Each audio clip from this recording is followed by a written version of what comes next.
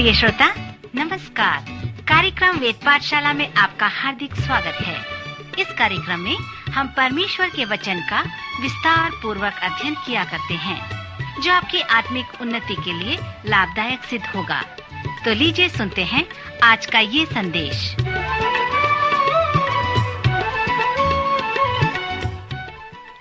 नमस्कार श्रोता मित्र, वेद पाठशाला की अगली कक्षा में आपका स्वागत है। यह कक्षा संपूर्ण पवित्र शास्त्र के सर्वेक्षण का एक भाग है। इन दिनों में हम नए नियम के लूका रचित सुसमाचार में हैं। मित्र, इसमें मैं सभी भाग को तो पूरा नहीं कर पाऊंगा, परंतु मेरे से जितना हो सकेगा मैं करने का प्रयास करूंगा। फिर मेरी आपसे विनती है कि आप लूका रचित सुसमाचार को ध्यान से पढ़ें और उस बाइबल दर्शक पुस्तिका को प्राप्त कर लें जिसे हमने आपके लिए तैयार किया है, और मेरी ये अंतिम प्रस्तुति आपके अध्ययन का प्रारंभ हो जाए। स्मरण रहे कि इस विषय के अध्ययन का जो उद्देश्य है वह ये निर्देश करता है कि पवित्र शास्त्र का अध्ययन करें। जैसे आप लूका रचित सुसमाचार में आगे बढ़ेंगे और उन विषयों को देखेंगे जो मत्ती में नहीं बताए गए हैं, तो आप भी यीशु के उन अद्भुत शिक्षाओं को प्राप्त करेंगे। उदाहरण के लिए 12वें अध्याय में आप उस धनी मूर्ख व्यक्ति के विषय में देखें। यह शिक्षा उस व्यक्ति को प्रत्युत्तर के लिए दिया गया है जिसने यीशु के पास आकर कहा, हे गुरु, मेरे भाई से कह कि पिता की संपत्ति मुझे बांट दे। यहाँ पर स्पष्ट है कि ये दोनों भाई संपत्ति के लिए लड़ाई कर रहे थे। यीशु ने उनसे कहा, हे मनुष्य, किसने मुझे तुम्हारा न्यायी या बांटने वाला नियुक्त किया है? और उसने उससे कहा, चौकस रहो और हर प्रकार के लोभ से अपने आप को बचाए रख, क्योंकि किसी का जीवन उसकी संपत्ति की बहुतायत से नहीं होता। तब उसने उस मूर्ख धनवान के विषय में दृष्टांत बताया। इस व्यक्ति को जिसे यीशु ने मूर्ख कहा, उसके पास सचमुच में समस्या थी। उसे ये नहीं मालूम था कि वह अपनी संपत्ति का वह रुपया से क्या करेगा। अपनी समस्या को इस निर्णय के अनुसार सुलझाया कि मैं अपनी बखारियां तोड़कर उनसे बड़ी बनाऊंगा और वहां पर अपना सब अन्न और संपत्ति रखूंगा और अपने प्राण से कहूंगा कि हे प्राण, तेरे पास बहुत वर्षों के लिए बहुत संपत्ति रखी हुई है, चैन कर खा पी सुख से रह। परंतु परमेश्वर ने उससे कहा, हे मूर्ख, इसी रात तेरा प्राण तुझसे ले लिया जाएगा। तब जो कुछ तूने इकट्ठा किया है वह किसका होगा? ऐसा ही वह मनुष्य भी है जो अपने लिए धन बटोरता है, परंतु परमेश्वर की दृष्टि में धनी नहीं। इस वचन के अनुसार आप इस पृथ्वी पर अपने महत्व को न देखें, परंतु अपने मृत्यु की सच्चाई को देखें, जिसका होना निश्चय है। उस अनंत राज्य के विषय में विचार करें, जहाँ हमेशा के लिए आपको रहना है। यदि आप उसे प्राप्त करने के लिए असफल हो जाते हैं, तो आप यीशु के इस दृष्टांत के अनुसार मूर्ख हैं। फिर लूका 17वें अध्याय में यीशु की एक और महान शिक्षा है जो कृतज्ञता के पाप का है। यीशु ने उस 10 कोढ़ियों को चंगा किया और केवल एक ही वापस आकर यीशु की बड़ाई की और उसका धन्यवाद करने लगा। यीशु ने कहा, क्या 10 शुद्ध न हुए? तो फिर वो 9 कहाँ गए? अनेक विश्वास करते हैं कि यह शिक्षा हमारी ओर निर्देशित कर रही है। पवित्र शास्त्र में जो कोढ़ी है वे पाप की छवि हैं, और इसलिए कोढ़ियों का चंगाई प्राप्त करना उद्धार की छवि है। इस कहानी से पता चलता है कि जब लोगों का उद्धार होता है तो केवल 10% लोग परमेश्वर के पास वापस आते हैं और उसका धन्यवाद करते हैं। क्या आपने कभी उस गीत को गाया कि धन्यवाद प्रभु, मेरे प्राण को बचाने के लिए धन्यवाद, प्रभु मुझे पूर्ण रूप से चंगाई प्रदान करने के लिए धन्यवाद। अनेक लोग इस गीत को नहीं गाते। जिनका उद्धार हुआ है उनमें से प्राय 90% लोग परमेश्वर की आराधना करने और उसकी धन्यवाद करने नहीं चाहते। और इस कहानी का आत्मिक प्रयोग यही है कि मनुष्य परमेश्वर की आराधना करे और उसका धन्यवाद करे। श्रोता मित्र, लूका रचित सुसमाचार के अध्ययन का समापन 2 दृष्टांतों द्वारा करना चाहूंगा। प्रथम दृष्टांत लूका के 18वें अध्याय में पाया जाता है। यहाँ पर वह उन लोगों को सामने लाता है जो अपने आप को धर्मी कहते हैं और दूसरों को तुच्छ समझते हैं। 2 मनुष्य मंदिर में प्रार्थना करने के लिए गए। एक फरीसी था और दूसरा चुंगी लेने वाला। फरीसी खड़ा होकर अपने मन में यूं प्रार्थना करने लगा कि हे परमेश्वर, मैं तेरा धन्यवाद करता हूं कि मैं और मनुष्यों की नाई अंधेर करने वाला, अन्यायी और व्यभिचारी नहीं, और न इस चुंगी लेने वाले के समान हूं। मैं सप्ताह में 2 बार उपवास करता हूं, अपनी सब कमाई का 10वां अंश देता हूं। परंतु चुंगी लेने वाले ने दूर खड़े होकर स्वर्ग की ओर आंखें उठाना भी न चाहा, वरन अपनी छाती पीट पीट कर कहा, हे परमेश्वर, मुझ पापी पर दया कर। मैं तुमसे कहता हूं कि वह दूसरा नहीं, परंतु यही मनुष्य धर्मी ठहराया जाकर अपने घर गया, क्योंकि जो कोई अपने आप को बड़ा बनाएगा वह छोटा किया जाएगा, और जो अपने आप को छोटा बनाएगा वह बड़ा किया जाएगा। सुतः प्रभु यीशु के इस दृष्टांत में 2 व्यक्ति हैं, 2 प्रार्थनाएं हैं, और वो हैं जिसे हम 2 मन स्थित कहते हैं। और साथ ही साथ इसमें 2 उच्चारण या 2 उद्घोषणा हैं। प्रथम फरीसी है जो विशेष स्थान में खड़ा होकर अपने बारे में प्रार्थना कर रहा है। मैं दूसरों के समान नहीं हूं, मैं सप्ताह में 2 बार उपवास करता हूं, 10वां अंश देता हूं। सो यही उसकी प्रार्थना थी। वास्तविक रूप से देखा जाए तो प्रार्थना करने का अर्थ है मांगना। सो यहाँ पर फरीसी ने क्या मांगा? फरीसी ने कुछ नहीं मांगा, परंतु उसने परमेश्वर से कहा, उसने मंदिर में लोगों से कहा कि वह कितना महान व्यक्ति है। यह फरीसी अपने आप में इतना धन्यवादित था कि वह दूसरों के समान नहीं था, विशेषकर उस चुंगी लेने वाले के समान वह नहीं था। उसकी प्रार्थना में घमंड था, वह स्वयं को धर्मी सिद्ध कर रहा था।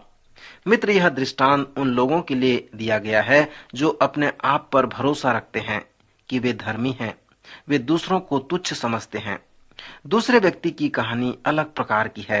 वह चुंगी लेने वाला है, वह मंदिर के किनारे खड़ा है। उसमें कोई घमंड या धर्मी होने वाली बात नहीं है। उसने स्वर्ग की ओर आंखें उठाना भी न चाहा, परंतु उसने अपने छाती पीटा, जो नम्रता का प्रतीक है, मन फिरा व पश्चाताप का चिन्ह है। सो उसने इस प्रकार प्रार्थना की, हे परमेश्वर, मुझ पापी पर दया कर। यहाँ पर यीशु 2 व्यक्ति को देखते हैं, 2 प्रार्थनाओं और 2 परिस्थिति के विषय में हमें बताते हैं। फिर उसने 2 उच्चारण या 2 निर्णय के विषय में बताए हैं। उसने कहा है कि जब प्रथम व्यक्ति प्रार्थना की तो वह अनुग्रह की प्रार्थना से नहीं था, परंतु दूसरा व्यक्ति जिसने मन फिराव का मन रखा, धर्मी ठहराया जाकर अपने घर को लौटा। नए नियम में पौलुस की पत्रियों में हम धर्मी ठहराए जाने के विषय में बहुत कुछ पढ़ते हैं। इसका अर्थ क्या है? धर्मी ठहराए जाने का अर्थ है कि मैंने कभी पाप नहीं किया। जब आप अपने पापों को मान लेते हैं, पश्चाताप करते हैं, और जब आप प्रभु यीशु के लहू द्वारा अपने पापों की क्षमा के लिए भरोसा रखते हैं, तो पौलुस की पत्री के अनुसार आपके पाप न केवल क्षमा होते हैं, परंतु आप धर्मी ठहराए जाते हैं। आप परमेश्वर द्वारा धर्मी घोषित कर दिए जाते हैं, अर्थात आप ऐसे बनते हैं कि आपने कभी पाप ही नहीं किया है। यह आपका जीवन उस कैसेट के जैसा है जिसे परमेश्वर ने लेकर उस पाप के स्थान के रील को काट दिया है, उसे अलग कर दिया है और फिर उसे जोड़ दिया है। और जब न्याय के दिन परमेश्वर आपके जीवन के उस कैसेट को चलाता है तो वहां पर आपके पाप नहीं रहते हैं, आप वहां धर्मी ठहरते हैं। मित्र, इस दृष्टांत में हमारे लिए जो सुसमाचार है कि जब हम उस चुंगी लेने वाले के जैसे प्रार्थना करते हैं कि हे परमेश्वर, मुझ पापी पर दया कर, तो हम धर्मी ठहर जाते हैं। यदि आप जानते हैं कि आप पापी हैं तो यह दृष्टांत आपके लिए एक शुभ संदेश है। जब हम अपने पाप के विषय में आते हैं तो हमारी जो एक समस्या है कि जिसे परमेश्वर स्मरण रखता है उसे हम भूल जाते हैं, और हम उसे स्मरण करते हैं जिसे परमेश्वर भूल जाता है। परमेश्वर स्मरण करता है कि हम पापी हैं, वह कभी नहीं भूलता कि हम पापी हैं। पर जब हम अनेक पापों को मान लेते हैं तो वह हमारे पापों को भूल जाता है, और इसलिए हम बहुत अधिक पाप करते हैं। हम भूल जाते हैं कि हम पापी हैं, परंतु जब हम पाप करते हैं तो हम अपराधी ठहरते हैं, और हम अपने पाप के परिणाम को कभी नहीं भूलते। जैसे मैंने पहले कहा था कि बीमार पड़ने का जो एक प्राथमिक कारण है वह हमारा अपराध है। अपराध वो है जिसे परमेश्वर तो भूल गए हैं, पर हम उसे नहीं भूलते हैं। परमेश्वर हमारे पाप को क्षमा करके भूल जाता है, क्योंकि यीशु ने क्रूस पर जान दी है। मित्र, मैं सोचता हूँ कि फरीसी व चुंगी लेने वाले का यह दृष्टांत हमें कहते हैं कि हम उसे स्मरण करें जिसे परमेश्वर स्मरण करता है। कभी कभी अपने आप को उस फरीसी की तरह धर्मी न समझें। कभी भी ये न भूलें कि आप एक पापी हैं। आप परमेश्वर की अनुग्रह से उद्धार पाए हुए पापी हैं। आप हमेशा एक पापी ही हैं। पहला यूहन्ना के पहले अध्याय में यूहन्ना कहता है कि यदि हम कहें कि हम में कुछ भी पाप नहीं, तो हम अपने आप को धोखा देते हैं और हम में सत्य नहीं, हम झूठे ठहरते हैं।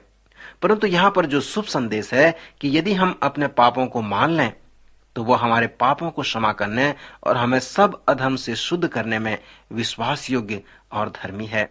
सो यही है वो शुभ समाचार जो फरीसी व चुंगी लेने वाले द्वारा इस दृष्टांत में बताया गया है। लूका के 19वें अध्याय में यीशु यरीहो में प्रवेश करने जा रहा था। उन दिनों में यीशु बहुत प्रचलित था। सब लोग उसे देखना चाहते थे। वहां पर जक्कई नाम एक मनुष्य था जो चुंगी लेने वालों का सरदार था और धनी था। वह यीशु को देखना चाहता था, परंतु भीड़ के कारण देख न सकता था, क्योंकि वह नाटा था। सो जिस मार्ग से यीशु जाने वाला था, उसी मार्ग पर वह आगे दौड़कर एक पेड़ में चढ़ गया। जब यीशु वहां पहुंचा तो ऊपर की ओर दृष्टि करके कहा, हे जक्कई, झट उतर आ। ऐसा लगता है कि यीशु उसे पहले से जानता था। शायद यही वह फरीसी था जो 18वें अध्याय में प्रार्थना किया था, और शायद उसी बात को समझने के लिए यीशु यरीहो जा रहे थे।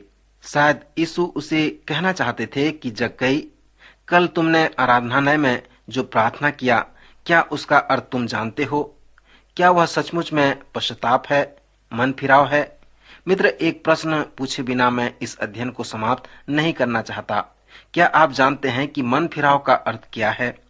दूसरे किसी वार्तालाप में यीशु ने लोगों को इस प्रकार नहीं कहा कि आज इस घर में उद्धार आया है, जब तक कि उसने लोगों के घरों में मन फिराव के उस प्रमाण को नहीं देखा, तब तक उसने ऐसा नहीं कहा।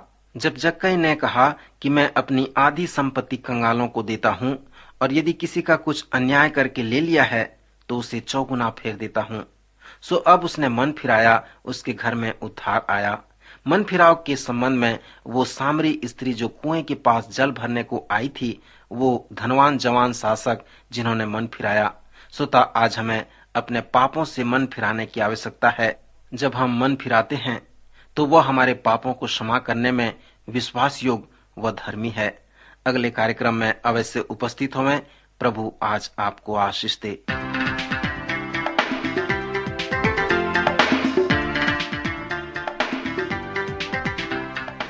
अभी आप सुन रहे थे कार्यक्रम वेद पाठशाला।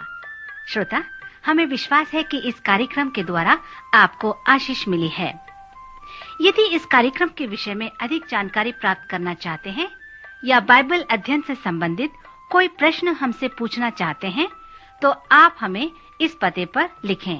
हमारा पता है कार्यक्रम वेद पाठशाला, post box number 713, EN post, Faridabad 7।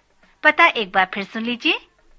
कार्यक्रम वेद पाठशाला, post box number 713, EN post, Faridabad 7।